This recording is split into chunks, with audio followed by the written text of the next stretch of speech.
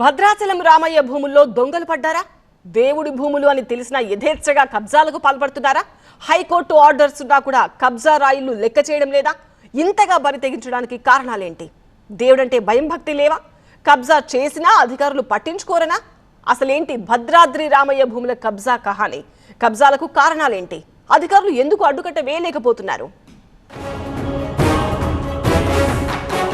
దేవుడనే భక్తి భయం లేకుండా భద్రాద్రి రామయ్య భూముల్లో దొంగలు పడ్డారు. ఇదిగో ఇక్కడ కనిపిస్తున్న ఈ భూములే భద్రాద్రి రాములోరి భూములు. భద్రాచలం పట్టణానికి కూతవేటు దూరంలోనే పురుషోత్తపట్నంలోనివి. ఎన్ని ఎకరాలో తెలిస్తే ఆశ్చర్యపోవాల్సిందే. ఈ 50 100 అనుకునేరు. 889 ఎకరాలు. సీతారాముల వారిపై భక్తితో ఓ మహాదాత దానం చేసిన ఈ భూములపై కబ్జా రాయుళ్ల కన్నుపడింది. ఈ కబ్జాలను అడ్డుకునేందుకు ప్రయత్నించిన భద్రాచలం ఆలయ అధికారులపై కొందరు వ్యక్తులు దాడులు చేయడం ఇప్పుడు సంచలనంగా మారింది. ఏకంగా రామయ్య భూములు కాపాడేందుకు వెళ్లిన ఈవో రమాదేవి, ఆమె వెంట వెళ్లిన ఆలయ సిబ్బందిపై కబ్జా రాయిళ్లు దాడికి పాల్పడడం కాకరేపుతోంది.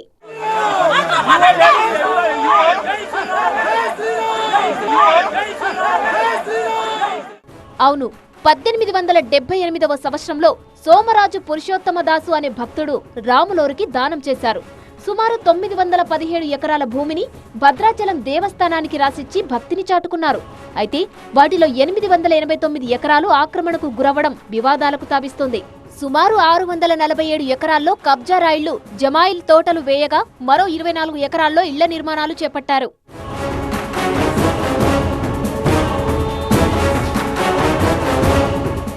వాస్తవానికి 2014 ముందు పురుషోత్తపట్నం భద్రాచలం రూరల్ మండలంలో భద్రాద్రి ఆలయానికి కూతవేటు దూరంలోనే ఉండేది.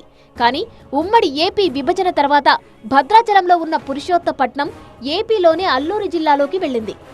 పోలవరం ప్రాజెక్టు కారణంగా తెలంగాణలోని 7 మండలాలు ఏపీలో విలీనమయ్యాయి. ఫలితంగా భద్రాచలం రూరల్లోని కొన్ని గ్రామాలు కూడా ఏపీలో విలీనం కాగా అందులో పురుషోత్తపట్నం కూడా ఉంది. అంతే, విభజనతో వచ్చిన విలీనం కారణంగా భద్రాద్రి రామయ్య భూములకు ఇబ్బందులు వచ్చాయి. విభజన తర్వాత పురుషోత్తపట్నంలోని రామయ్య భూములు అన్యక్రాంతం అవ్వడం మరింత ఎక్కువైంది.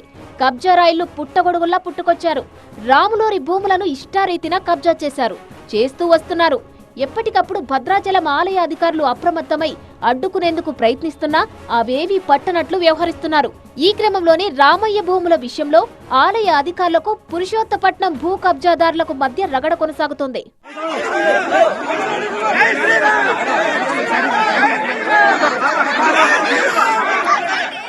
ఎన్ని విజ్ఞప్తులు, హెచ్చరికలు చేసినా కబ్జా రాయిళ్లు ఏమాత్రం ఖాతరు చేయకపోగా ఆ భూముల్లో నిర్మాణాలు కూడా చేపట్టడం వివాదాస్పదంగా మారుతోంది.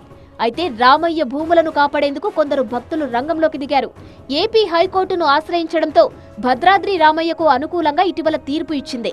దాంతో రాములోరి భూముల లెక్కలు తేల్చారు. 889 ఎకరాలు ఆక్రమణకు గురైనట్లు గుర్తించారు. ఆ ఆక్రమణలను తొలగించేందుకు భద్రాద్రి ఆలయ అధికారులు వెళ్లడం మరోసారి ఉద్రిక్తతలకు దారితీసింది. ఈసారి మరింత బరితెగించిన కబ్జా రాయిళ్లు ఏకంగా ఆలయ అధికారులపై దాడి చేయడంతో సీన్ రివర్స్ అవుతుంది. పురుషోత్తపట్నంలోని రాములోరి భూములు విభజన తర్వాత యథేచ్ఛంగా కబ్జాలకు గురవుతున్నాయంటున్నారు ఆలయ అధికారులు.